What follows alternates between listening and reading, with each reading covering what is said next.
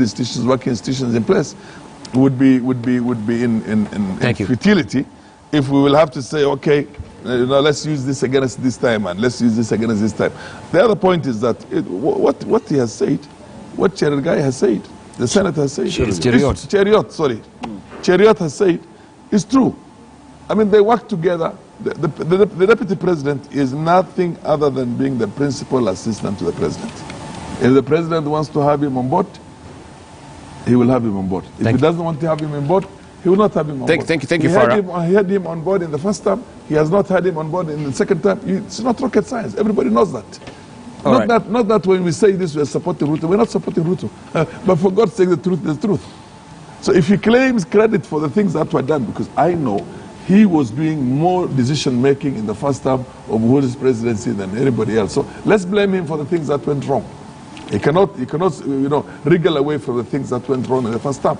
But in the second term, everybody knows that. They broke up as soon as the election results or the second round was concluded. Right. Okay. So you claim that you're not supporting Deputy President William Ruto, but you have an article in the Star today on page 5. Which he says what? Which he says Raila can't beat Ruto even with the Kalonzo backing. If let me tell you, I mentioned this very well. Hang on a minute.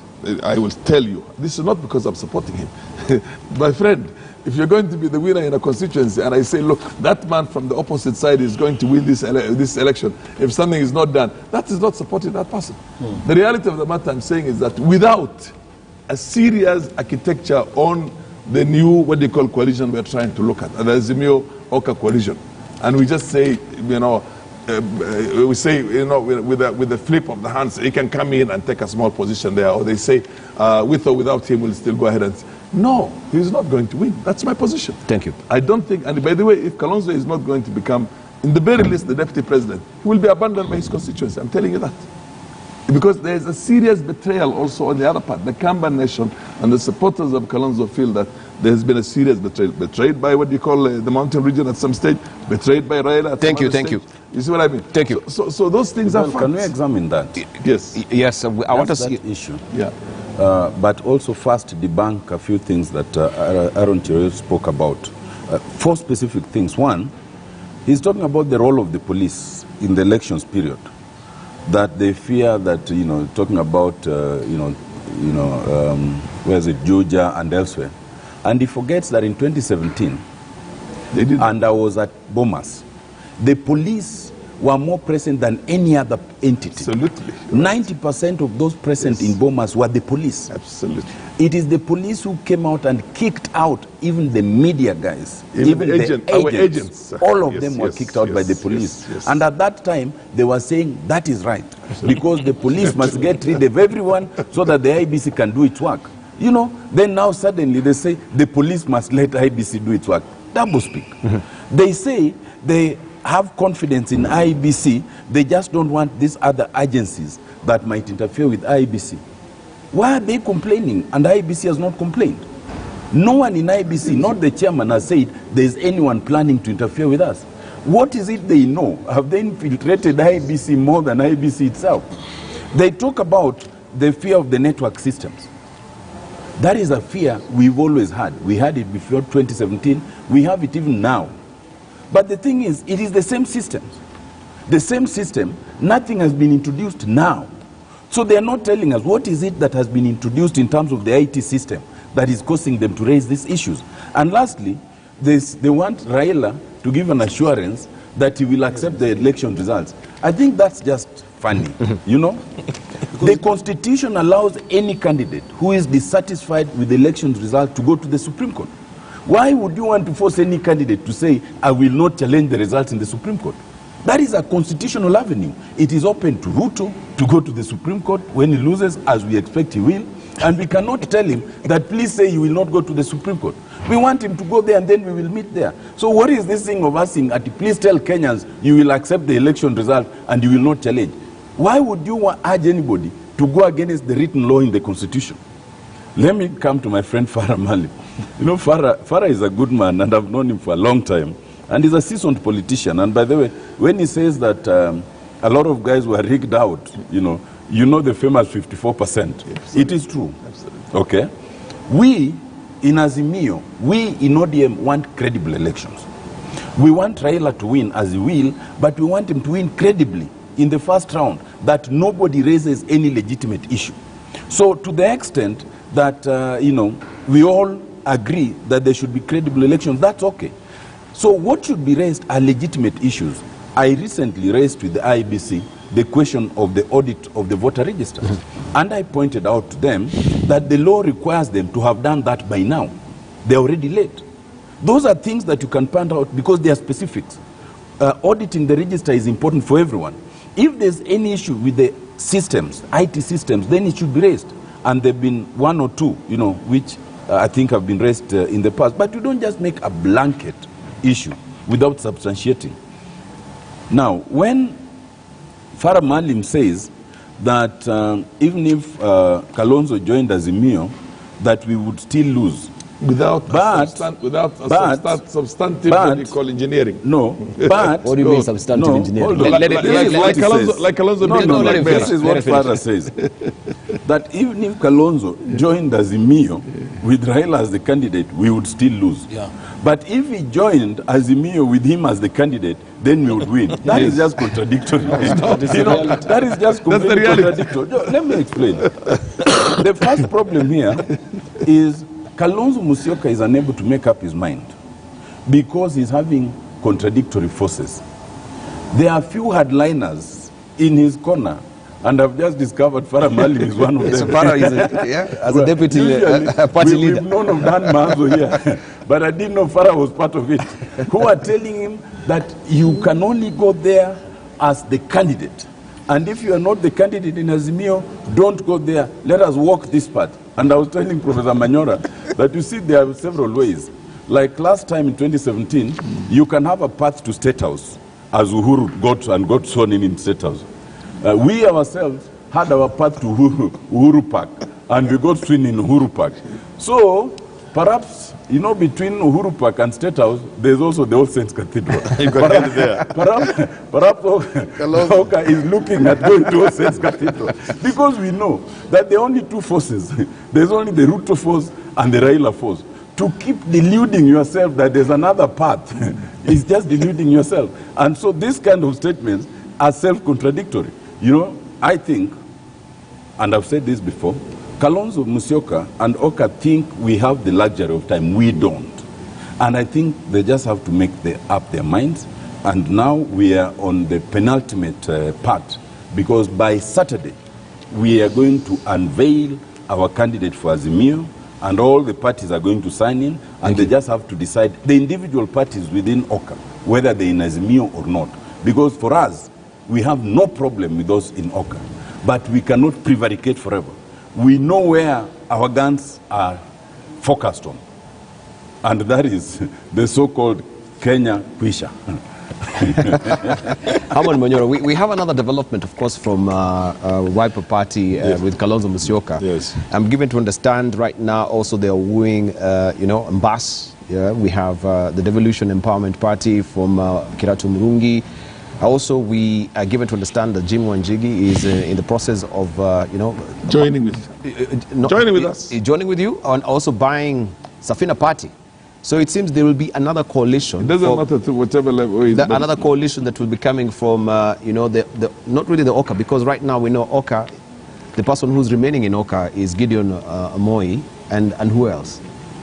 And somebody else. Who else? And other So I just wanted to know, first of all, yes, we're talking of two-horse race, but the joining forces of Kiratu Murungi, Jim Wanjigi acquiring Safina Party, will this also be another third force? And Kalonzo is not throwing back, he's going for the presidency, as he says. Or if we are getting into the Azimio Oka, it has to be on equal partnership. I think in the past 3 or so elections, a pattern has developed in this country. This is a two-horse race kind of pattern, as it was from 2007. I'm not seeing that change anytime soon. And therefore, to talk of a third horse, I don't know what, you know, it must be a funny-looking horse. It can't be the, it can't, it's a mongrel.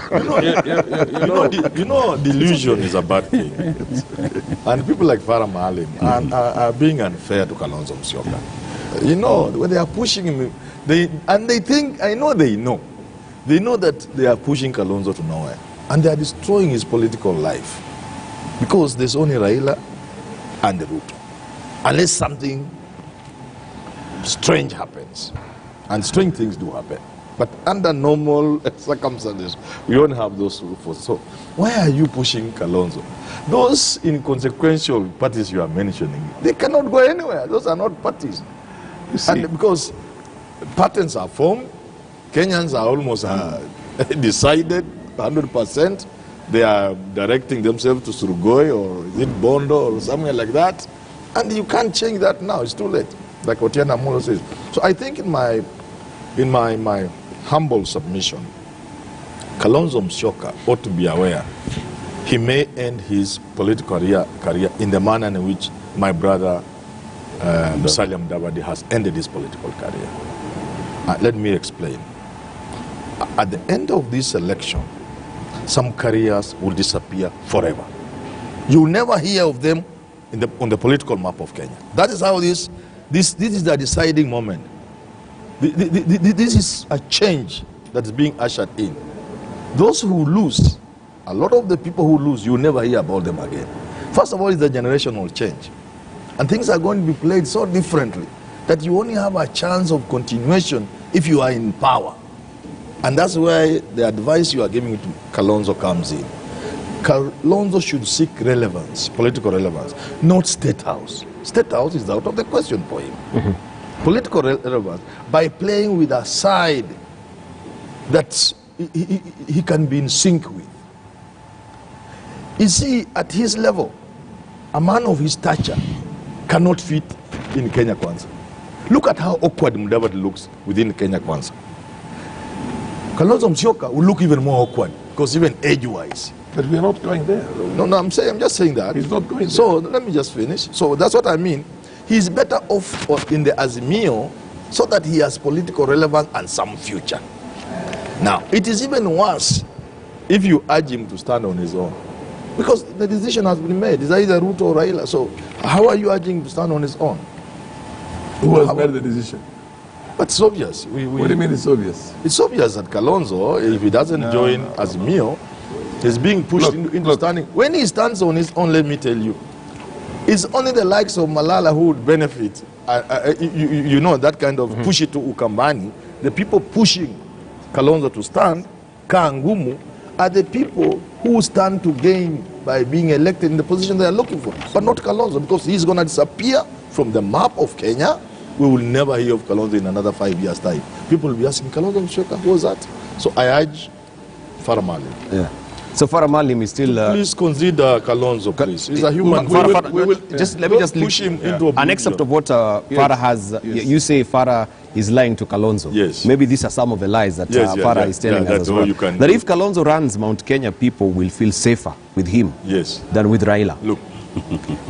If Raila supports Kalonzo, the Wiper boss will win with a very big margin. Yes. But if Raila pushes Kalonzo aside, it does not matter if the deep state is with him. He will lose. President Uhuru Kenyatta has zero clout in the Mount region. Banking on Uhuru is akin to banking on Kibaki in the 2013 election. Just a minute, just a second. In 2013, I think it's Aaron then you far. Yeah, I just gone for Aaron. I just said in 2013, the race was between Raila and Uhuru. It was obvious. Ditto 2017. You can't create things that are not creatable. In 2022, what clout? It's only Raila who has a muscle to face Ruto. It's only Ruto who has the muscle. It's like saying, no, this argument of Farah Maalim is like saying, if Ruto supported Mudavadi will face Raila. Raila will have him for breakfast. Okay, the headliner is here. If Kalonzo, if I was Kalonzo, I will not join any coalition except as a flag bearer. Aaron Cheriot. You know, I'm discovering a number of things this morning. Number one, I am discovering that Herman Manyora, my good friend, the professor, is a part of another cabal of elders. Mostly they are lawyers who have abrogated themselves the power to prophesy failure or success based on which side of the political divide you're in. him and another famous mzee who doesn't live very far from here, who is supposed to represent workers, have given themselves this power that if you join Raila, they bless you. If you don't join him, they cast you into political oblivion. Yes. Of course, you know that they are. But haven't you noticed some of the people that are called out, by the person that you're saying, most of them also they get into parliament. Yeah. It is true, because Manyora, just like his friend who lives not very far from here, are false prophets. There's nothing that they predict that comes true. In fact, if they declare that you're about to fail, then you better go home and sleep happy, because the opposite is actually true. Their power to prophesy is not matched with good returns. Just like my good friend Otiende Omollo, we need to call him the chief, the political stalker in chief, because Otiende knows what is happening in every political camp. A few minutes ago, he told us what happened in State House 2017. Now he's telling us, each week he tells us who are the headliners inside of Kalonzo camp. We know he doesn't sit there, but he wants to tell us who, when Wiper sits down, who are the guys that are helping, who are the guys that are not helping their cause. You know, such habits are not fair to the political divide. We need to build a political culture where, whether people agree or disagree with you, you don't have to make them look bad for you to prosper. Whether Kalonzo Musyoka, we have listened to him on many occasions say that Kenya Kwanza is not his political formation of choice. We've said, okay, fine and good. It's fine with us. Ours is a coalition of the willing. We never forced. You know, one thing, the beauty about us, especially the UDA formation, is that we prepared for this journey to go it alone initially. Little did we know that God will be so gracious to us that along the line we will find very useful partners such as Ford Kenya and ANC, who have added on greater impetus to our political formation. And we believe that there are many others who are on the way.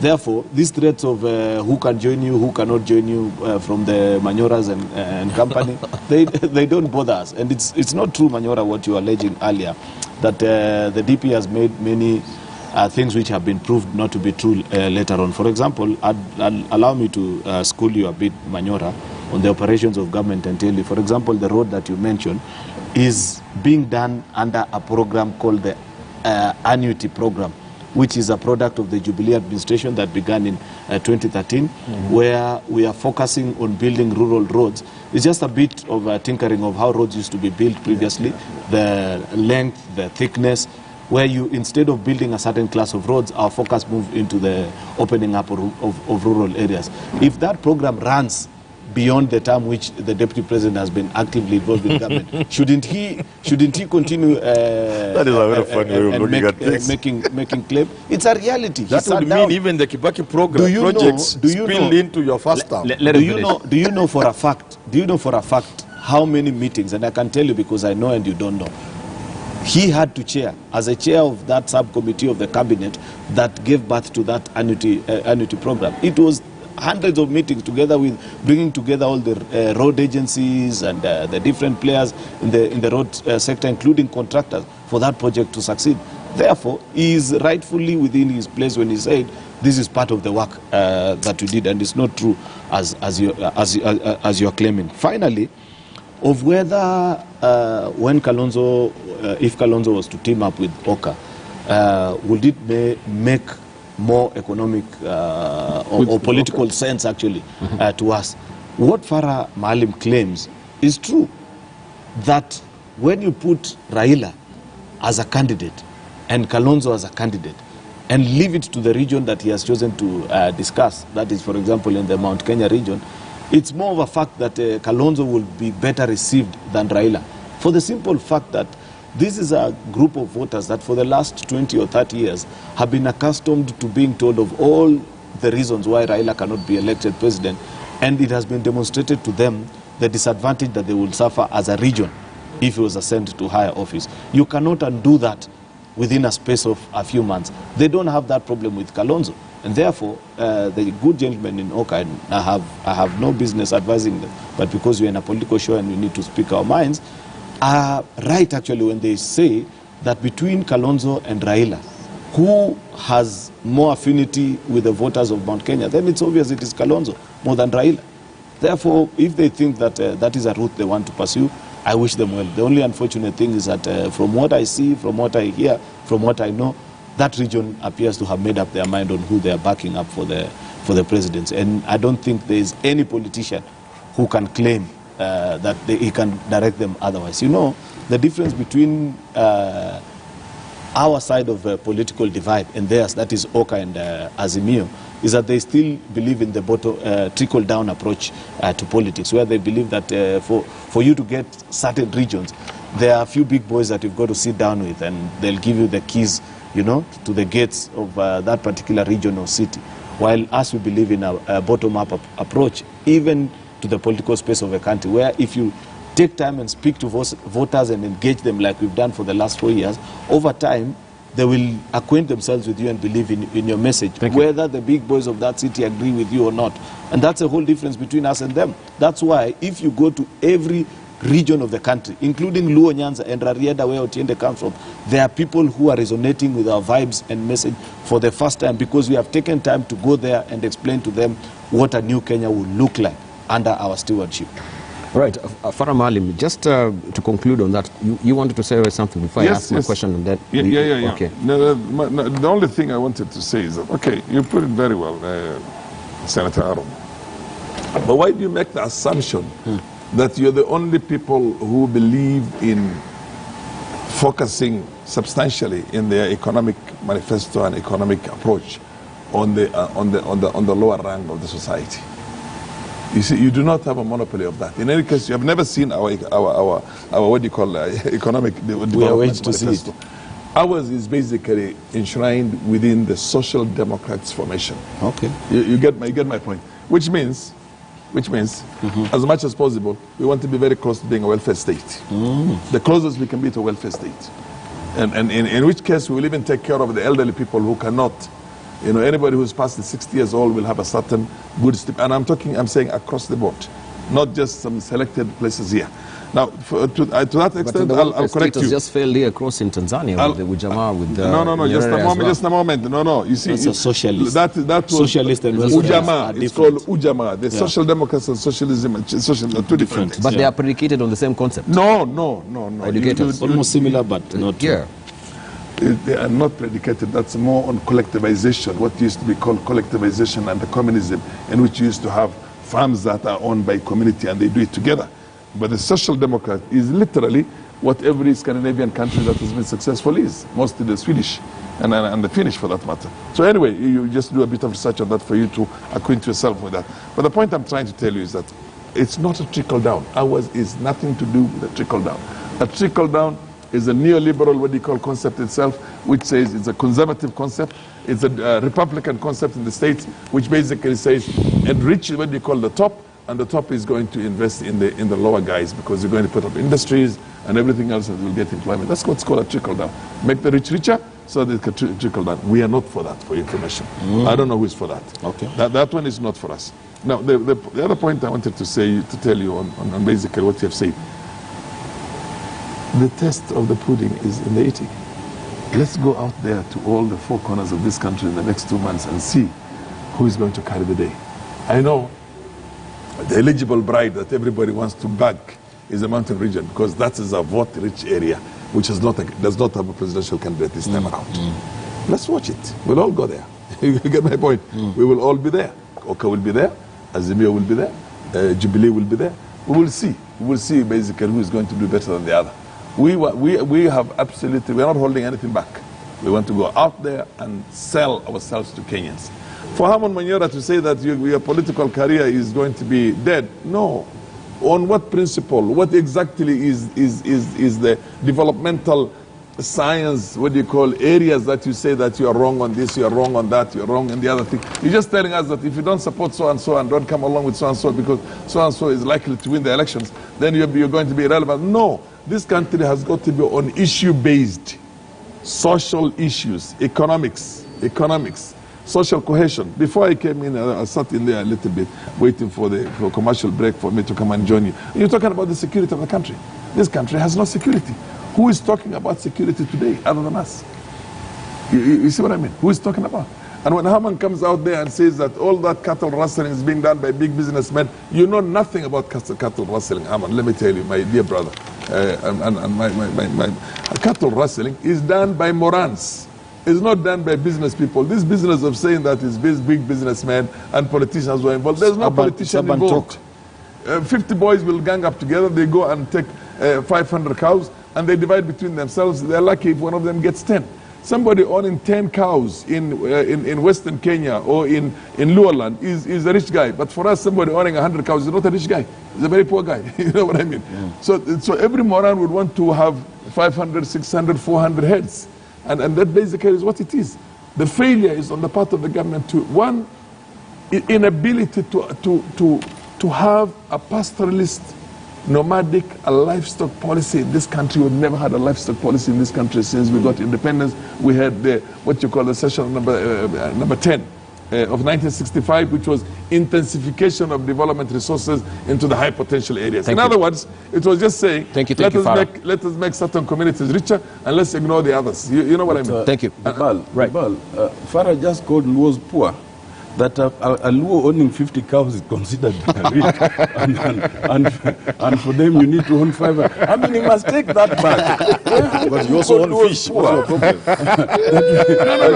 A Luo 10 cows is rich within Luo land. Having said that, because you referred Farah to his column, I think we must call him out.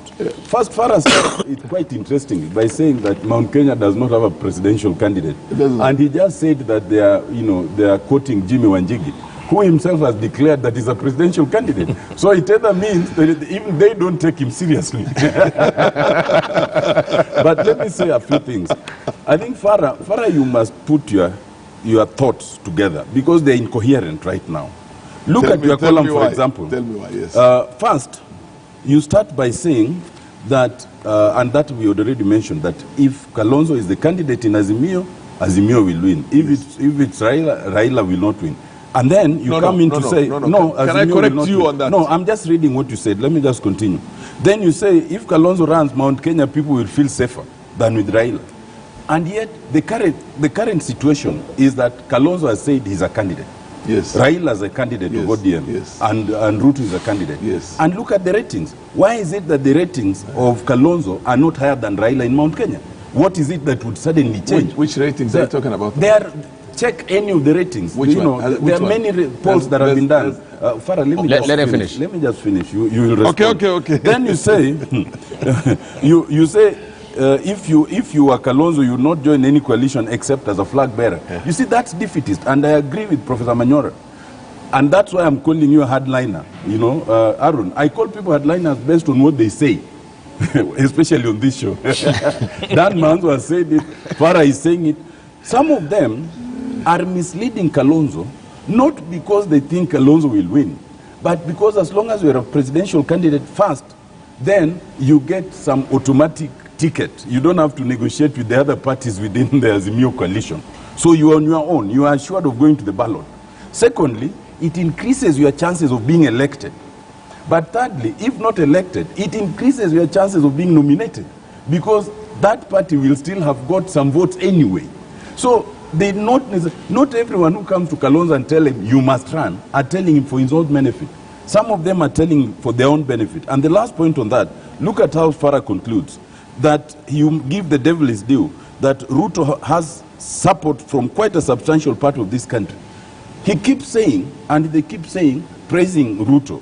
And the Kenya Kwisha coalition, and they don't have the courage to join them. If they truly believe in what they say, they would not be talking of discouraging Raila, Kalonzo from joining Azimio and all.